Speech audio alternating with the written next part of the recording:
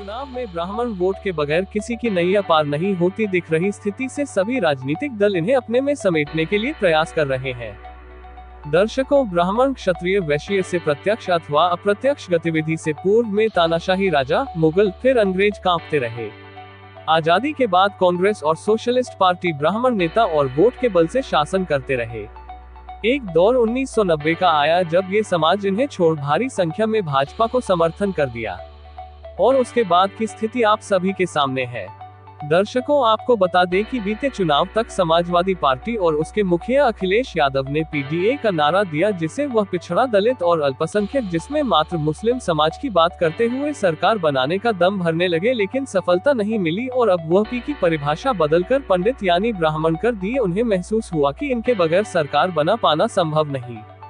उधर उत्तर प्रदेश में मुख्यमंत्री योगी आदित्यनाथ बुलडोजर बाबा के रूप में ख्याति बनाने के बाद ब्राह्मणों की हत्या, एनकाउंटर, उपेक्षा पर मौन के बाद अब जब अखिलेश यादव ब्राह्मणों को मनाने में लगे हैं, तो योगी उनके पक्के नए परिभाषा पर कड़ा कटाक्ष करते हुए गिरगिट और गिद्ध से कैसे तुलना किए, देखने के लिए बने रहिए यूनिवर्सल न्यूज टुडे के साथ।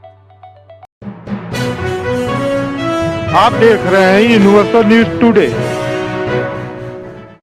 रंग बदलने वाले लोग कैसे परिभाषा करते हैं। पी की परिभाषा पहले पिछड़े से, फिर पी की परिभाषा पंडित से, और आप देखना एक दिन वे पी की परिभाषा पाकिस्तान से भी कर देंगे। ये वही लोग हैं। हमें दुख हुआ था और अत्यंत कष्ट हुआ था।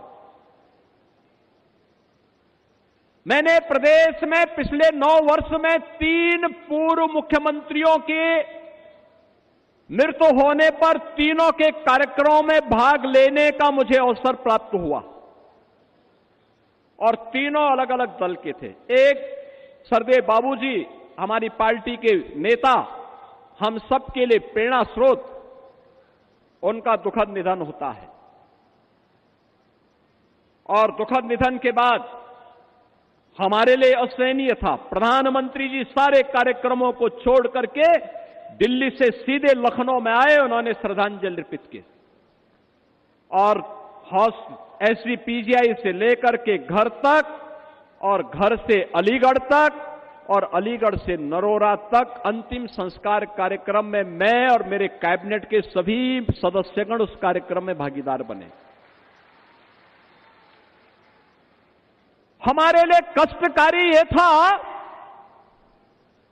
एक सामान्य शिष्टाचार होता है, सामान्य संस्कार होता है।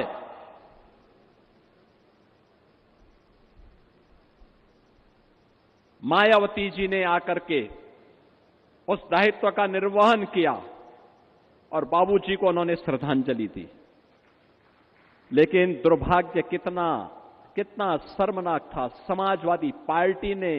समाजवादी पार्टी के मुखिया ने कितना द्वेष वे हमारे नेता से रखते हैं, कितना द्वेष रखते हैं। उन्होंने बाबूजी को प्रत्यक्ष जाकर के श्रद्धांजलि देने की बजाय शब्दों से भी नहीं कोई कुछ व्यक्त किया। बहनों और भाइयों,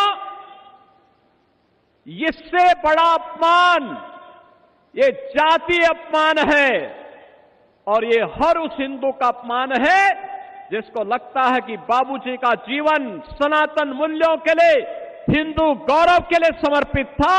उस हर हिंदू का अपमान था ये जो कृत्य उस दौरान समाजवादी पार्टी के मुखिया ने किया। उन्होंने पहली बार नहीं किया किसी का अपमान, क्योंकि बाबूजी अपने उन मूल्यों के लिए समर्पित थे जो उन्होंने कहा वो करके दिखाया।